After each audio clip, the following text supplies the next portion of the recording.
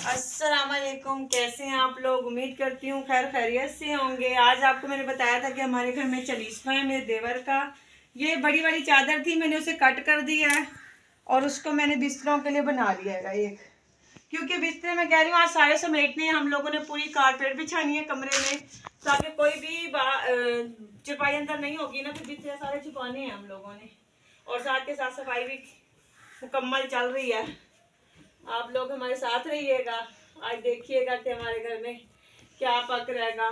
चावल पक रहेंगे हमारे घर में, 2 देगे बना रहेंगे बिरयानी की, और हम साथ के साथ सफाई भी हो जाएगी। अल्लाह करम करे आज का दिन अच्छा गुजर जाए और आराम से हम लोग सफाई कर लें। ये सफाई मैं कर रही हूँ इस तरीके से ताकि घर में खूबसूरती भी लगे और गंद भी ना मचे, क्योंकि जो बच्चे आने वाले हैं हमारे घर में वो बहुत ही उधम मचाने वाले हैं। तो इस तरीके से मैं सफाई कर रही हूँ ताकि हम लोग कलीन पे बैठें, ऊपर ना बैठें। ये बिस्तर ज़्यादा हो गए थे तो इसलिए मैंने यहाँ पर सेव कर दिए हैं ताकि आराम से यहाँ पे बच्चे घुस भी ना सके। बच्चे कौन कौन सी कोने आएगा जहाँ पे नहीं घुसते हैं। ठीक है, हमारे साथ रहिएगा।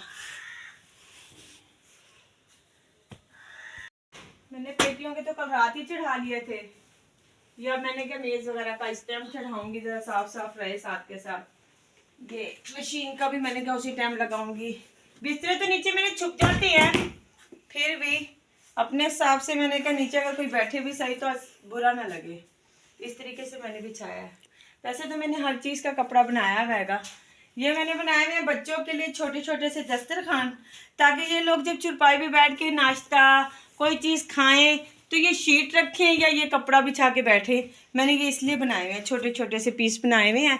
जो भी बच्चा बैठता है अपने साथ दस्तरखान बिछाता है और फिर आराम से बैठ जाता है। चादर मैली ना हो, कोशिश तो मेरी यही होती है कि चादर मैली ना हो, मगर चादर फिर भी मैली हो जाती है। हाँ, ये मैंने इसके नीचे रखे हुए होते हैं, आराम से ये देख लेते हैं और फिर उठा लेते हैं। ये मैंने चूड़ी स्टैंड का बनाया हुआ छोटा सा कपड़ा, ताकि चूड़ियाँ मैली ना हो और बुरी ना लगे। वैसे मैंने इसके ऊपर पहले छापर चढ़ाया हुआ था, अब मैंने इसके ऊपर ये चढ़ाया हुआ है। और यहाँ पे पड़े हुए हैं बच्चों के बैग वगैरह, और ये पड़ी हुई है बच्चों की वो स्वेटर वगैरह।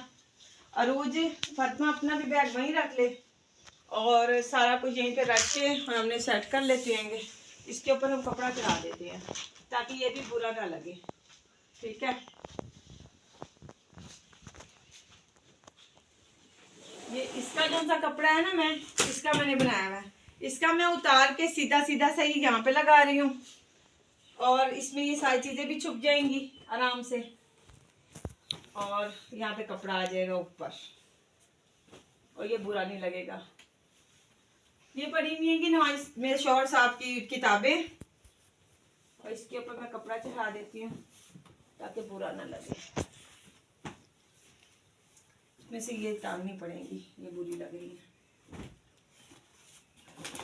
सफाई तो सफाई करनी है कि ना, लाजमन जितनी भी सफाई कर लूँ, और शाम को फिर ऐसा घर होगा ना देखने वाला कि मैं पागल होने पे आ जाती हूँ कि क्या क्या चीज़ें मैं कहाँ रखूँ, कैसे समेटूँ। बहुत पागल कर देते हैं जो बच्चे आते हैं ना, तो इतने अजीब तरीके से हरकतें करते हैं, पता भी नहीं चलता है इंसान को कि कौन सी चीज़ मैं कहाँ रखूँ, कहाँ छुपा के रखूँ, ये नहीं पता चलता मुझे।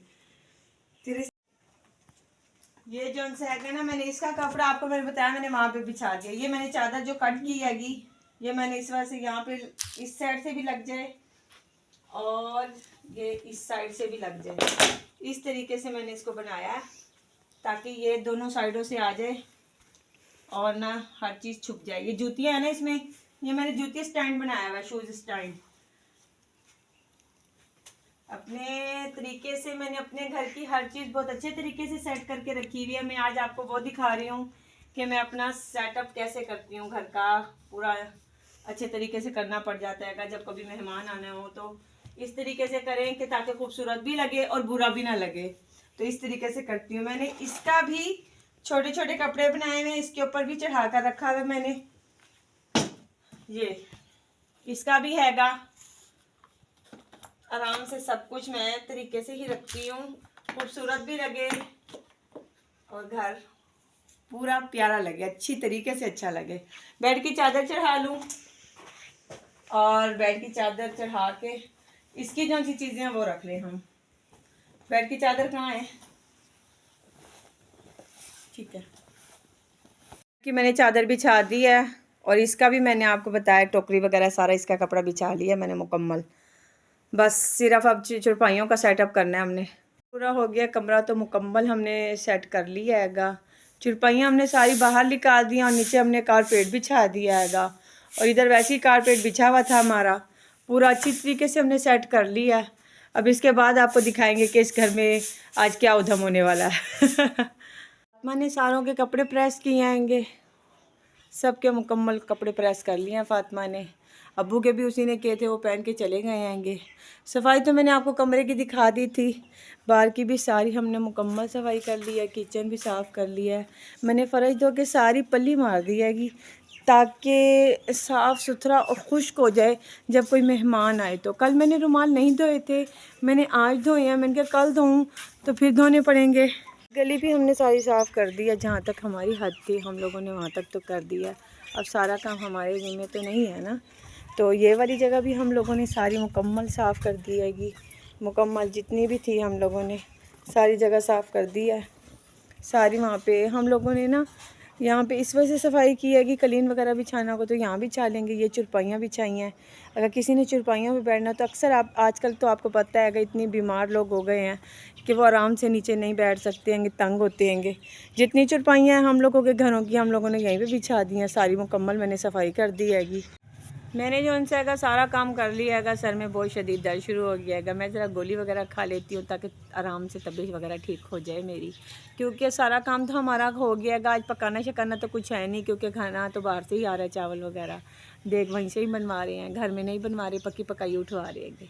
और गोश्त मैं मंगवा रही हूँ, मैंने कहा थोड़ा सा ख़त्म का मैं अपनी तरफ से थोड़ा सा हम भी हिस्सा मिला दें। हमारा हिस्सा यही होता है कि मैं अपने घर की सारी सफाई वगैरह, बर्तन वगैरह सब कुछ हमारा होता है। घर की सफाई सारा हमारे ज़िम्मे है, रात की सफाई वगैरह भी हमारे ज़िम्मे होती है कि शाम को जो भी हमने समेटना होता है वो हमारे ज़िम्मे। मैं कहती हूँ कोई हिस्सा तो हमारा भी मिला हुआ हो ना इस चीज़ में।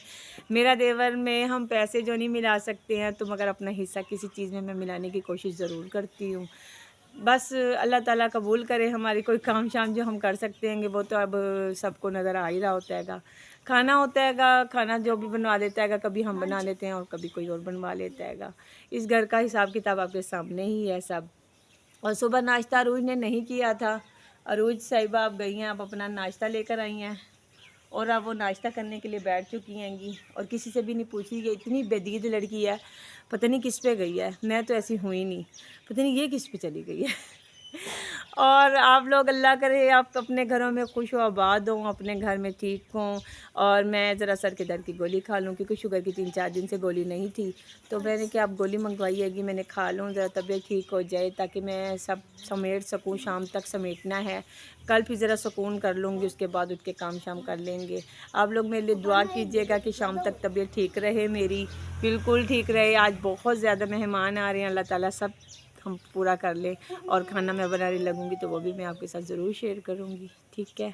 आराम से नाश्ता कर रही थी बैठी हुई। फातिमा ने एक निवाला ले लिया उसमें से और एक मैंने ले लिया। अरूर रोती रोती यहाँ से चली गई है और नाश्ता यहीं पड़ा है। हम लोगों ने कहा रो तो वैसे ही दिया, और जैसे गई हम लोगों ने एक एक निवाला और खा के अब आराम से बैठ गए। अब उसको बनाने जा रही हूँ मैं।